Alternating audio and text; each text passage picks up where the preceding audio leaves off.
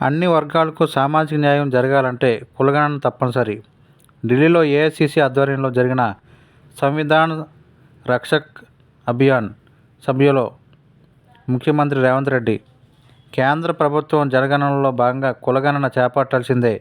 ఈ అంశంలో రాహుల్ చేసే పోరాటాలకు తోడుగా నిలుస్తాం. గాంధీ పరివార్, మోదీ పరివార్ మధ్య యుద్ధం. దేశంలో ప్రస్తుతం మోదీ పరివార్, గాంధీ పరివార్ అని రెండు వర్గాలే ఉన్నాయి. ఇందులో గాంధీ పరివార్ రాజ్యాంగాన్ని రక్షించాలని భావిస్తుంటే మోదీ పరివార్ రాజ్యాంగాన్ని మార్చే ప్రయత్నం చేస్తుంది. ఈ సమయంలో ప్రజలంతా రాజ్యాంగ రక్షకులైన గాంధీ కుటుంబానికి వెన్నుదండుగా నిలబడాలి. గతంలో రైతులకు వ్యతిరేకంగా కేంద్రం తెచ్చిన నల్ల చట్టాలపై రాహుల్ దృఢంగా నిలబడి కొట్లాడారు.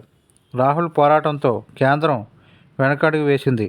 అదే రీతిలో కులగణనపై కొట్లాడాలి. ఈ అంశంలో రాహుల్ చేసే ప్రతి పోరాటానికి మద్దతుగా మేముంటాం అని సీఎం రేవంత్ రెడ్డి పేర్కొన్నారు.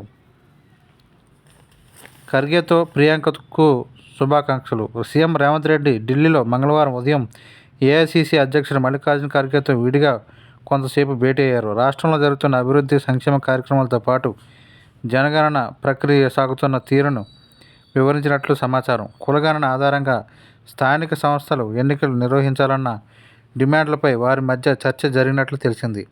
డిసెంబర్ 1 నుంచి జరగనున్న ప్రజాపాలన దినోత్సవాల ఏర్పాట్లపైన మాట్లాడుకుంటున్నట్లు సమాచారం.